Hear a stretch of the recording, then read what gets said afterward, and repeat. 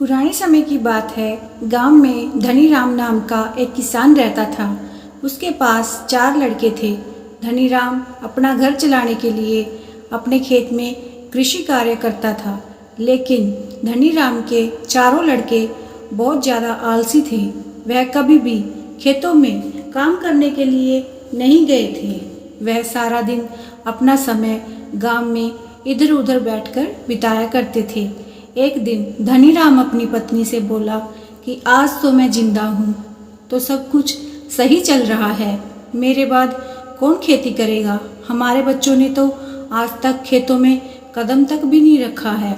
धनीराम की पत्नी ने इस पर कहा, कोई बात नहीं, धीरे धीरे यह काम करने लगेंगे। इसी तरह से धीरे धीरे समय गुजरता जा रहा था। एक दिन धनीराम की अचानक से तबीयत खराब हो जाती है और वह बहुत ज़्यादा बीमार हो पड़ जाता है।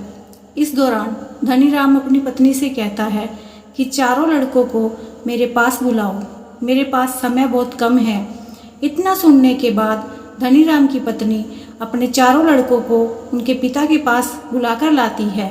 धनीराम इस बात से बहुत ज़्यादा चिंतित था कि उसके बाद उसके लड़कों का क्या होगा।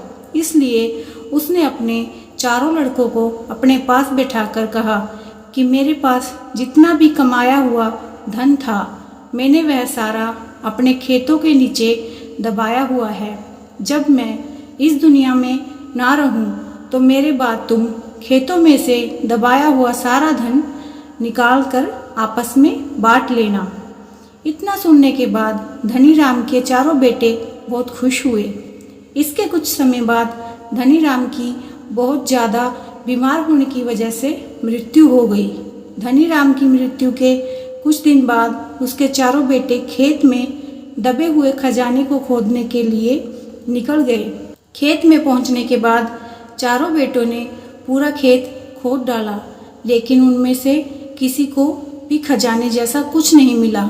इस बात से वह चारों बहुत निराश हुए और उन्होंने घर आकर अपनी माँ से कहा कि पिताजी ने खेत जो खोदने के बारे में बताया था वह एक झूठ था। हम चारों ने पूरा खेत खोद डाला, लेकिन हमें खेत में कोई भी खजाना नहीं मिला। यह सुनकर उनकी माँ बोली कि तुम्हारे पिताजी ने अपने पूरे जीवन में यह घर और खेत ही कमाया है। अब जब तुमने इतनी मेहनत करके पूरा खेत खोद दिया है, तो अब उसमें बीज भी डाल दो।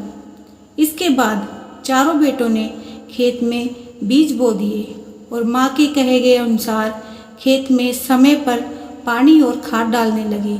समय बीतता गया और कुछ समय बाद खेत में फसल तैयार हो गई। फसल काटने के बाद चारों बेटों ने फसल को बाजार में बेचा और उससे जो भी पैसे मिले उससे उन्हें बहुत खुशी मिली। इसके बाद जब चारों बेटे घर गए तो माँ ने कहा कि बेटा, तुम्हारे पिताजी तुम्हें यही समझाना चाहते हैं कि जो हम मेहनत करते हैं उसके बदले में ही हमें खजाना मिलता है। इस कहानी से हमें यह शिक्षा मिलती है, अगर हमें अपने जीवन में सफल होना है तो हमें मेहनत करनी चाहिए। अगर कोई भी व्यक्ति ज़्यादा आलस करता है तो वह अपने जीवन का कीमती समय बर्बाद कर रहा होता है।